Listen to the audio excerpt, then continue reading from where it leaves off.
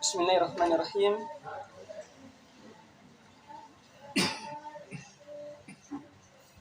Orang baru belajarnya nggak boleh ngantuk. Siapa yang suka ngantuk di sini? Kadang-kadang sah. Kalau gitu jangan ngantuk kalau gitu. Kalau ngantuk belum tidur. Orang baru belajarnya nggak boleh turu. Seorang guru adalah pahlawan yang selalu ditiru. Assalamualaikum warahmatullahi wabarakatuh. Waalaikumsalam warahmatullahi wabarakatuh. Alhamdulillahilladzi arsala rasulahu bil huda wa dinil haq yudhhirahu 'ala dini kulli wa kafa billahi syahida. Asyhadu an la ilaha illallah wa asyhadu anna Muhammadan abduhu wa rasuluh. Allahumma inna nas'aluka ilman nafi'an wa rizqan thayyiban wa amalan mutaqabbala. Rabbi shrah li sadri wa yassir li amri wahlul 'uqdatam min lisani yafqahu qawli, amma ba'du. Kaifa halukum?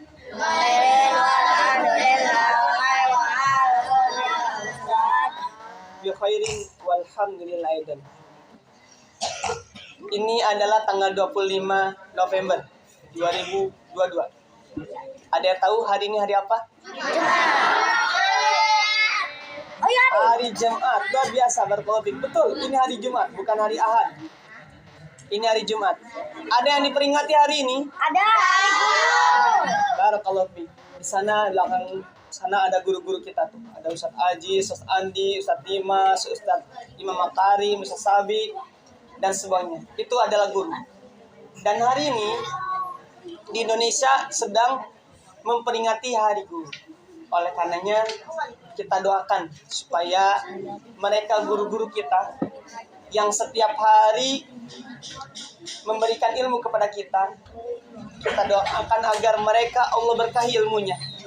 Kita doakan agar keluarganya diberkahi. Kita doakan agar usianya panjang, sehingga estafet ilmunya bisa sampai kepada kita lebih panjang. Karena kalau di Indonesia guru itu nggak dilabeli. Makanya ada lagunya kan, guru tanpa tanda jasa. Jadi nggak ada tandanya. Dan hari ini diperingati di Indonesia, dan semoga kita menjadi anak-anak, murid-murid yang hormat kepada guru, dan kelak nanti kita bisa menjadi guru bagi generasi berikutnya. Setelah bersyukur kepada Allah, mari kita bersalawat kepada guru abadi sepanjang masa, baginda Rasulullah Sallallahu Alaihi Wasallam, kepada keluarganya serta para sahabatnya, dan mudah-mudahan kita termasuk umatnya yang selalu istiqomah hingga nanti Allah panggil kita untuk kembali kepadanya. Teman-temanku yang dirahmati Allah Subhanahu Wa Taala, Ustaz akan berkisah tentang zaman di mana guru kita lahir. Baginda Rasulullah SAW terlahir di kota Mekah. Dan beliau memiliki paman namanya Abu Thalib. Pamannya ini adalah orang yang dihormati, orang yang makomnya tinggi, kedudukannya tinggi, tapi low profile. Tahu low profile? Sederhana. Hidupnya enggak memperlihatkan orang yang dihormati atau orang yang berada. Namun pada waktu itu, ini sedang masa paceklik. Masa paceklik yang lama, sehingga Rasulullah SAW dari Bani Hashim itu pada waktu itu hanya Muhammad bin Abdullah dan Al-Abbas yang secara finansial, keuangan itu mumpuni ketika masa paceklik itu. Karena paceklik ini, teman-teman, mematikan binatang-binatang karena saking laparnya. Bahkan orang-orang yang hidup pada waktu itu sampai tulang belulang pun dimakan. Kalau sekarang yang kecilnya, kita kalau lihat berita di Cianjur sedang gempa, yang tadinya punya rumah roboh rumahnya, makanannya amblas, sehingga mereka harus kumpul di penampungan. Sulit cari makan. Kalau ini nggak sampai seperti dulu. Kalau dulu sampai bertahun-tahun. Sehingga Rasulullah ini karena mampu untuk membantu, beliau berkata kepada pamannya, yaitu Al-Abbas, "Paman, kita ketahui bahwa saudaramu, paman saya, pamannya Rasul, tapi saudaranya Al-Abbas, yaitu Abu Thalib, itu sedang memiliki tanggungan yang banyak. Yuk kita bantu meringankan bebannya dengan mengambil salah satu anaknya." Kata Abbas, "Engkau mengajak kepada kebaikan dan mendorong kepada kebajikan." Dan kata Abbas, "Yuk kita bantu kalau begitu." Akhirnya mereka datang ke rumah Abu Thalib. Dan ketika sudah sampai kepada Abu Thalib, maka Rasulullah bersama Abbas ini berkata, "Kami datang kemari adalah untuk meringankan bebanmu dengan mengambil salah satu anakmu hingga paceklik ini berlalu." Karena memang semua orang, bukan cuma pamannya saja, semua orang sedang dalam keadaan paceklik. Qadarullah, Rasul dengan Al-Abbas nih uangnya lagi banyak, jadi bisa membantu yang miskin, yang lemah. Kata Abu Thalib, "Tinggalkan akil untukku, sisanya silakan kalian atur." Namanya Akil. Akil ini kakaknya Ali bin Abi Thalib. Akil ini kakaknya Ali bin Abi Thalib. Maka Rasulullah langsung mengambil satu. Yang diambil oleh Rasulullah adalah Ali bin Abi Thalib, adiknya Akil. Kemudian Abbas, pamannya Rasul juga, itu beliau mengambil Ja'far bin Abi Thalib. Jadi Ja'far ini saudaranya Ali bin Abi Thalib. Dan Ustaz hari ini akan berkisah tentang saudaranya Ali bin Abi Thalib, yaitu Ja'far bin Abu Thalib. Ali bin Abi Thalib besar di tangan Rasulullah. Makanya beliau ini menjadi anak yang pertama kali masuk Islam ketika Rasul itu ketika Nabi Muhammad diangkat menjadi Rasul. Karena waktu itu belum jadi Rasul, waktu berniat membantu pamannya itu belum jadi Rasul. Ketika diangkat, maka Sayyidina Ali menjadi orang pertama dari kaum anak-anak yang masuk Islam. Kemudian Ja'far hidup bersama Al-Abbas hingga beliau menjadi pemuda dan bisa hidup mandiri. Ya, mandi sendiri. Mandiri itu serga sendiri, bukan mandi sendiri aja, makan sendiri, tidur sendiri. Nanti kalau udah kalau udah besar baru tidurnya bareng-bareng. Baik. Nah, Ja'far ini akhirnya ketika sudah menikah, teman-teman, karena udah besar, menikah dengan istrinya. Ada yang tahu nama istrinya?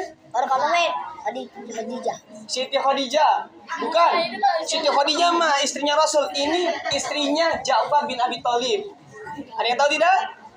Tidak. Ya? Umair mah laki-laki yang namanya Ustaz Naman. Ya, Anwar.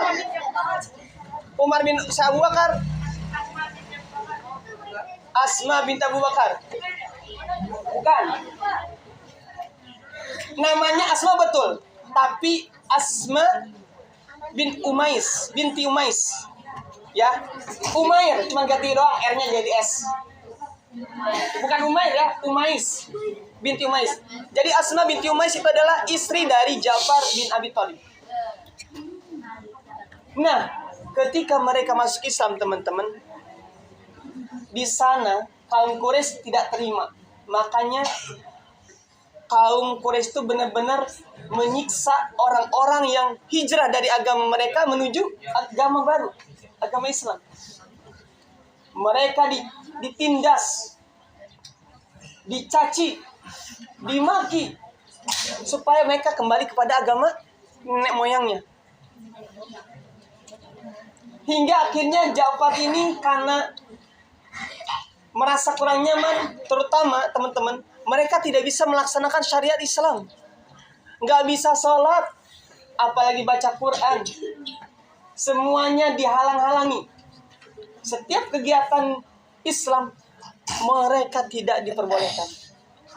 Mereka tidak nyaman di sana bukan karena siksaannya, tapi karena mereka tidak mendapatkan kekhusyuan untuk beribadah. Tidak bisa menikmati khusyunya orang sholat. Sebagaimana yang kita udah familiar, bagaimana khusyunya Sayyidina Ali ketika sholat. Sampai anak panah yang menancap di tubuhnya itu tidak bisa dibuka kecuali ketika sholat. Sampai tidak terasa kalau anak panahnya sudah dicabut. Itu kenikmatan sholat dulu zaman-zaman sahabat.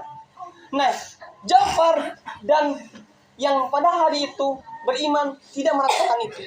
Makanya Ja'far bin Abi Thalib dan keluarganya Asma binti Umais ini serta para kaum muslimin yang waktu itu sudah masuk Islam izin pengen hijrah ke negeri Habasyah.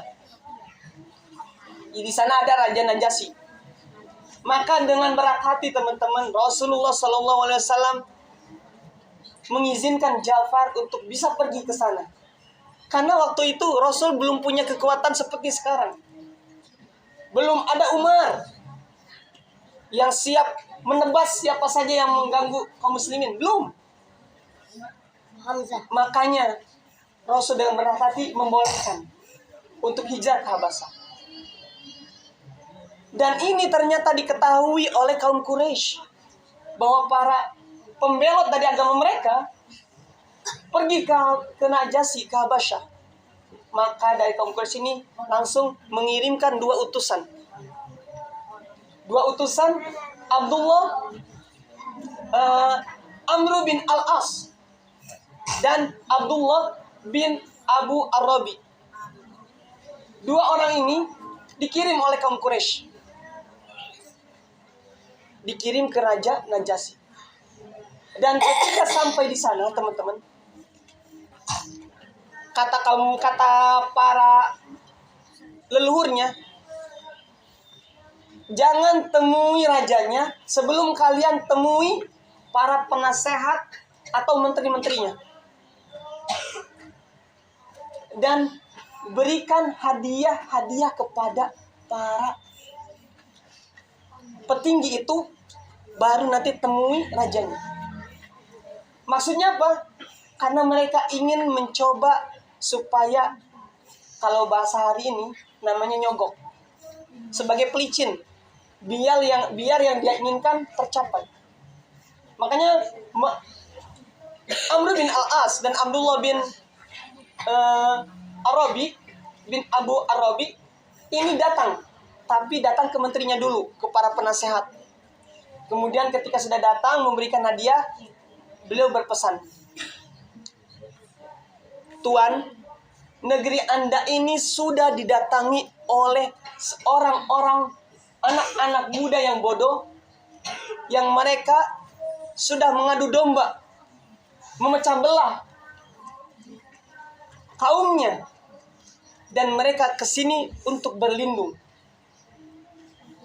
Nanti jika seandainya bertemu dengan raja, maka sampaikan kepadanya bahwa mereka itu biar saja kembali, karena bukan urusan kita.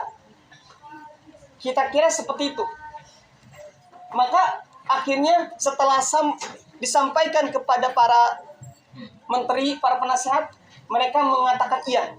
Artinya mereka akan menyetujui apa yang disampaikan oleh dua orang utusan tadi. Ketika bertemu dengan raja, teman-teman, raja berkata ke raja, kemudian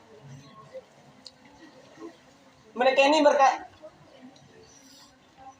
mengatakan apa yang dikatakan kepada para menterinya. Paduka raja, kata Abdullah bin Umar, kami ini datang sebagai utusan dari kaum Quraisy. Kami kesini dalam rangka untuk memberitahukan bahwa kelompok-kelompok anak muda yang bodoh, yang sudah berkhianat, yang dia membawa agama baru yang tidak dikenali, dan sekarang kami kesini adalah untuk menjemput mereka agar kembali ke tempat kami. Mereka ini adalah orang-orang yang sangat berbahaya, dan semoga Paduka berkenan untuk mengembalikan mereka kepada kami untuk dibawa pulang. Kata raja langsung melihat kepada menterinya, penasehat, karena raja ini selalu orang-orang yang bijaksana, tidak hanya melihat dari satu sisi saja. Penasehatnya digunakan, melihat kepada penasehat di situ, kata penasehat, betul Tuan Raja, biarkan mereka kembali. Tidak perlu ditanya kepada mereka apa-apa, karena mereka udah lebih mengetahui keadaan mereka dan mereka bisa memutuskan apa yang pantas untuk mereka. Raja kagak terima. Raja ketika disampaikan begitu oleh para penasehatnya, tidak, demi Allah. Ya, Mereka belum tahu Allah. Rajanya belum Islam, ya, belum Allah, masih Allah. Sekarang aja masih Allah kan, ya kan, masih Allah sekarang. Bedanya Allah dengan Allah. Demi Allah, kalau memang apa yang dikatakannya benar, aku akan pulangkan mereka. Tapi jika yang dikatakannya tidak sesuai, aku akan melindungi mereka karena mereka sudah memiliku untuk tempat berlindung. Akhirnya dipanggillah mereka. Ketika mengetahui itu, kaum muslimin yang sedang itu bersuro dulu. Sama kayak guru-guru sering suro, siang sering suro. Untuk memutuskan sesuatu, kumpul dulu.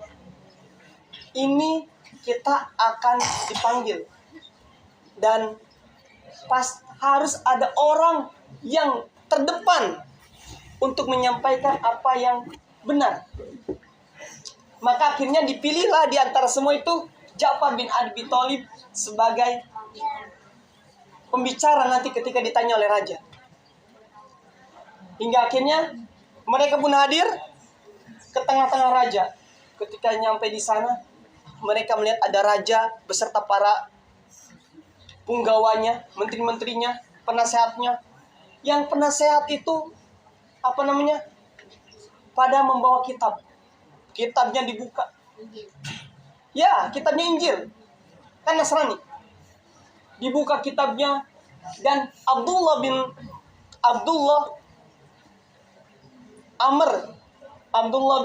Abu Rabi'ah dan Amr bin Al-As juga ada di sana. Karena mereka yang mengadukan perihal itu. Maka ketika datang, kata raja langsung berbicara.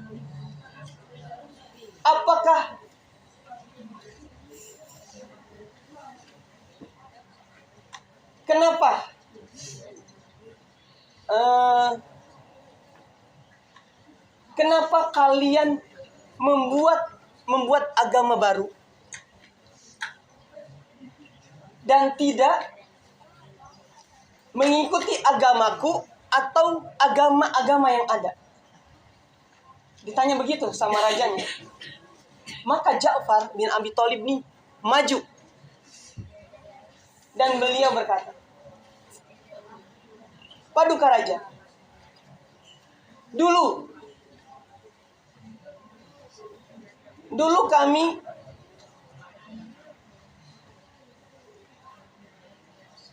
melakukan hal-hal yang tidak baik, memutus silaturahmi, membunuh anak wanita,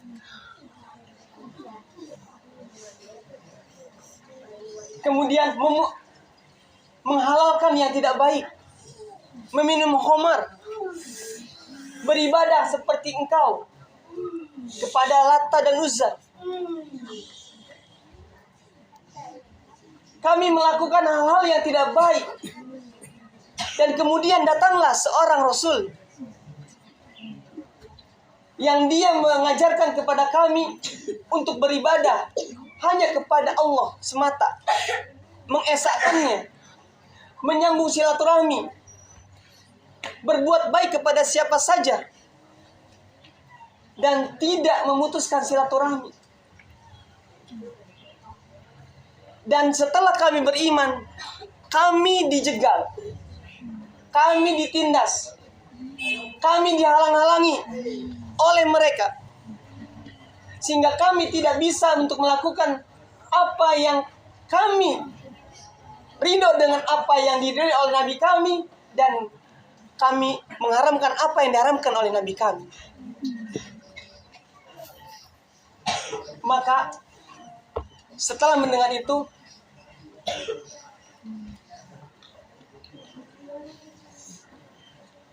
Raja Najasyi langsung bilang, "Baik." Kepada dua orang itu, kepada Amr bin Al-As dan Abdullah bin Abu Rabi'ah, Raja bilang, "Kami tidak akan mengembalikan mereka kepadamu." Dan dan Ja'far bin Abi Thalib dan yang lainnya dibilang, "Pergilah, kalian aman di tempatku." Maka akhirnya majelis itu bubar. Dan Abdullah serta Amr ini nggak dapat apa yang mereka inginkan.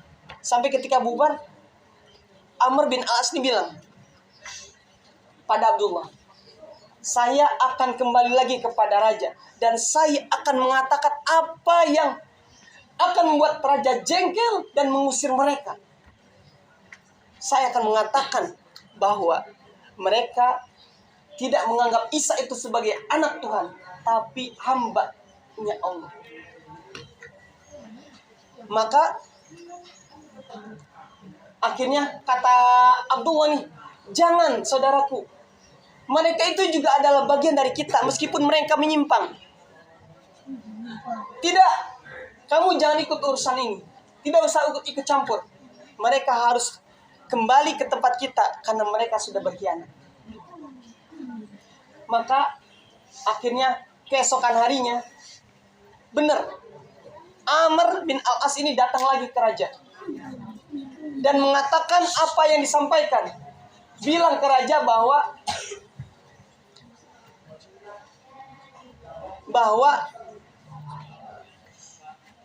Islam itu menganggap Isa bukan anaknya Tuhan, tapi hambanya Tuhan. Maka ini terdengar sampai kepada Ja'far dan sahabat-sahabat. Mereka pun berkumpul. Mereka mulai bersedih. Karena yang ditanyakan ini fundamental. Ini asasnya. Ini akan bisa jadi nanti mereka khawatir dikembalikan. Sampai kata sebagian, katakan saja sejujurnya. Tidak perlu takut. Kalaupun kita nanti disiksa karena kita mengatakan yang benar, gak apa-apa. Hingga akhirnya Ja'far bin Abi Thalib ditaubatkan, ditunjuk lagi untuk menjadi penyampai itu nanti. Hingga akhirnya berkumpul lagi setelah dipanggil oleh baginda bersama Amr bin Al-As dan Abdullah. Maka ditanyalah hal ini. Kata Paduka Raja, apakah benar agamamu ini menganggap bahwa Isa itu adalah hambanya Allah? Kata Ja'far, benar. Dalam Al-Quran bahwa Isa itu bukanlah anaknya Tuhan. Dia adalah ruh dan rahmat yang Allah tiupkan kepada Maryam yang suci dan perawan. Maka Raja Najasyi ketika mendengar itu langsung bilang,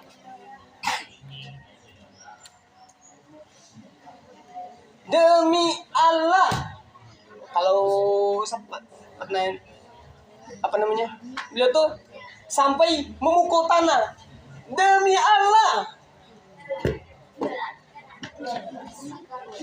Ya tanah ya. Kan ini bukan tanah nih. Apa yang kalian katakan benar. Tidak sedikit pun yang menyalahi. Dan kalian bebas di sini, tidak akan ada yang mengganggu. Silakan bawa hadiah-hadiah ini, dikatakan kepada Amr bin Al-As dan Abdullah bin Abu Robi itu untuk mengambil hadiah-hadiah yang sudah diberikan kemarin dan dibawa pulang kepada kaum Quraisy.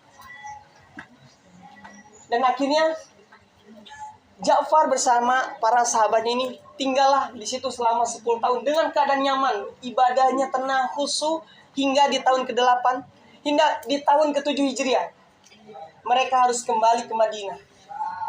Tahun udah lama. Tahun 7 Hijriah mereka harus kembali ke Madinah. Dan di saat itu Rasul baru pulang dari Khaybar. Ada yang tahu Khaybar? Tahu. Apa itu? Ya, betul. Pulang dari Khaybar bersama orang Yahudi dan mendapatkan kemenangan yang sangat besar.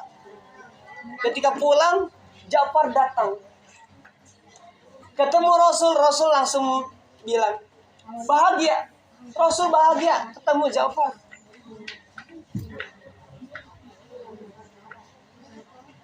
Karena sudah sekian lama tidak berjumpa semenjak dari Mekah ke Habasah. Belum pernah ketemu. Dan beliau berkata, saya ini aku nggak tahu bahagianya ini apakah karena menang di Khaybar atau karena kepulangan Ja'far. Rasul tuh sampai begitu.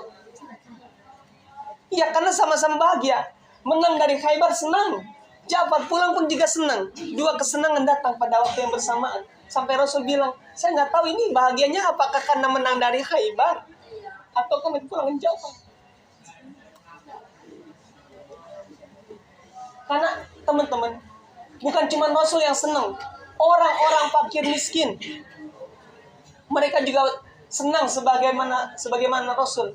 Karena Ja'far bin Abu Thalib ini dikenal dengan bapaknya orang miskin. Bapak-bapaknya orang miskin. Senang berbuat baik kepada orang-orang miskin.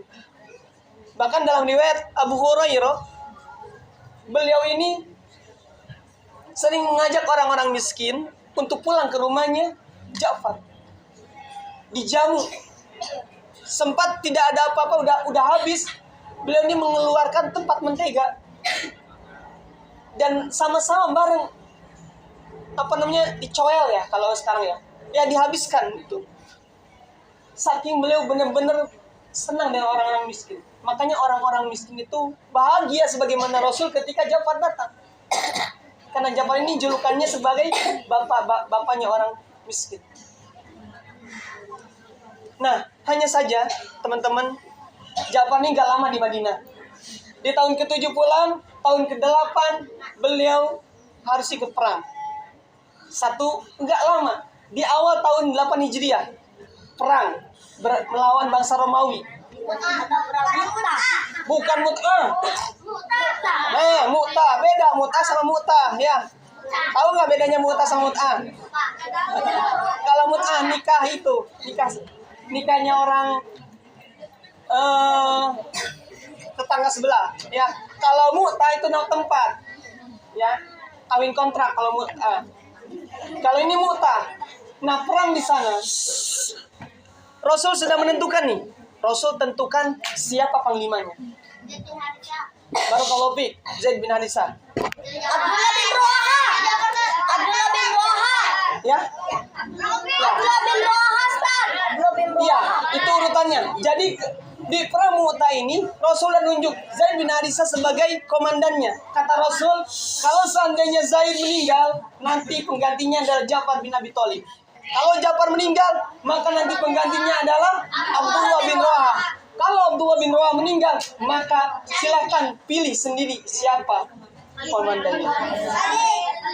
Ya. Hingga akhirnya mereka pun sampai di Mu'tah dan di sana terjadilah perang. Yang sebagaimana prediksi Rasul, akhirnya Zaid bin Harithah dengan gagah berani sahid.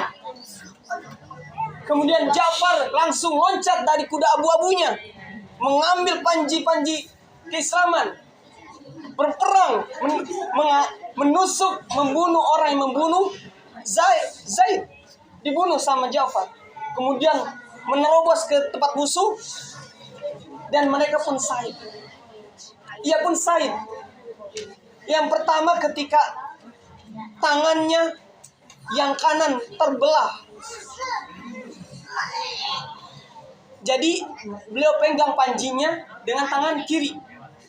Tangan kirinya juga dibelah. Akhirnya tinggal apa?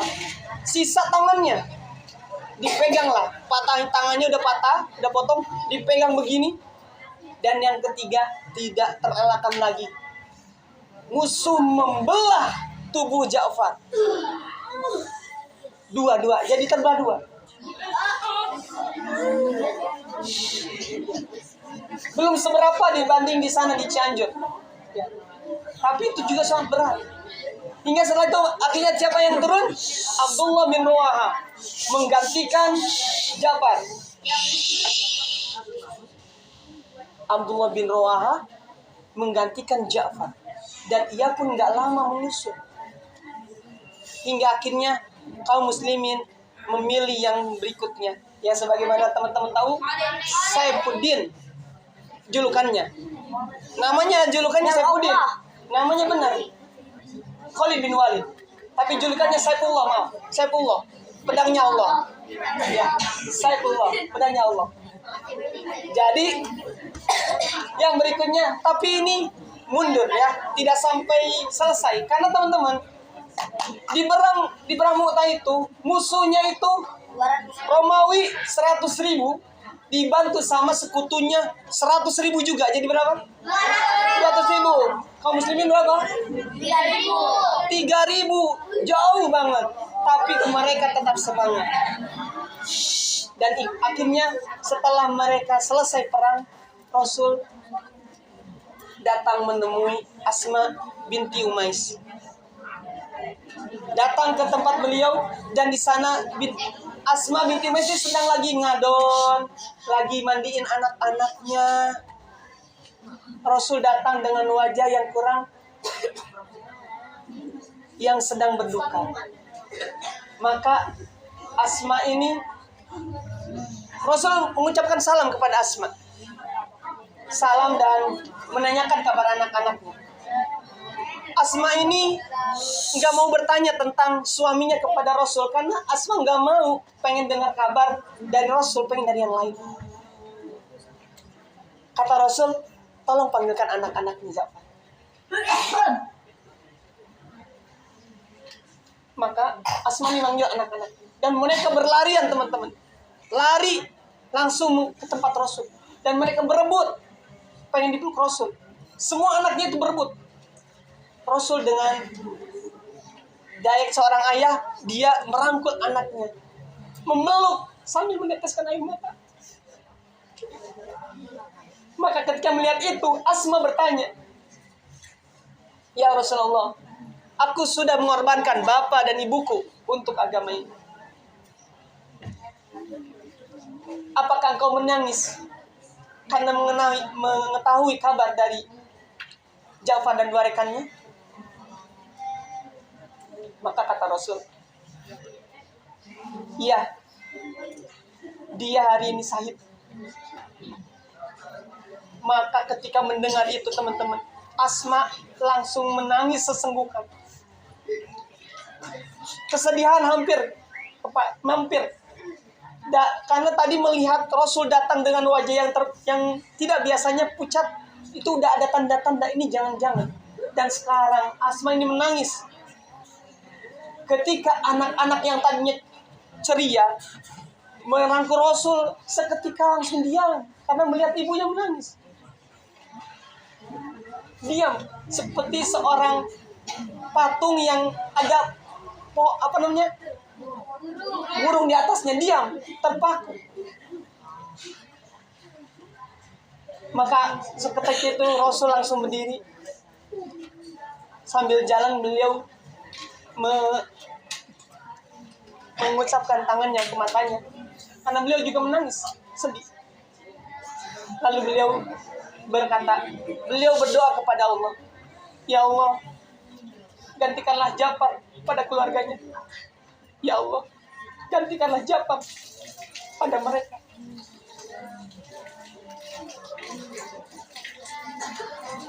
Dan setelah berdoa begitu, Rasul berkata, sungguh, aku melihat Ja'far ada di surga. Dia memiliki sepasang sayap yang bulu-bulu besarnya itu sangat indah.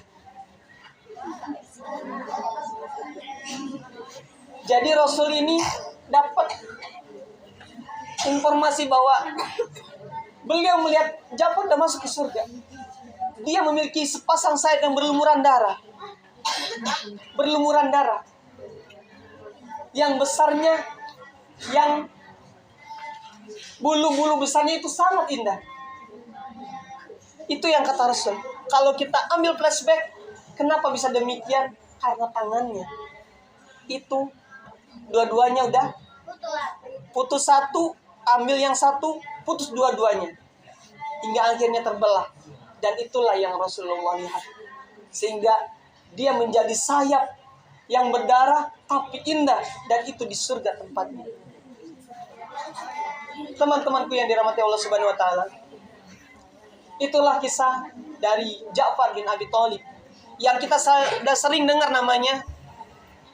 Dan hari ini kita mendengar bagaimana perjuangannya. Mudah-mudahan kita yang sekarang belajar juga mengambil hikmah dari itu, agar kita bisa mengikuti jejak ia dan menghadirkan dalam kehidupan kita. Baik, hari ini tidak ada pertanyaan karena AFM-nya masih lockdown ya.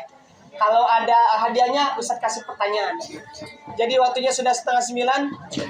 Semoga Allah hadirkan keimanan sebagaimana keimanan para sahabat jati kita, dan Allah berkahi hidup kita dengan ilmunya. Kurang dan lebihnya Ustaz mohon maaf. Wabillahi taufiq wal hidayah. Wassalamualaikum warahmatullahi wabarakatuh. Jika abang, kakak, dan ayah bunda merasa video ini baik dan bermanfaat, silakan like, share, dan subscribe. Namun jika ada kritik, saran, dan perbaikan, silakan komen di bawah ini. Semoga Allah membalas dengan keberkahan.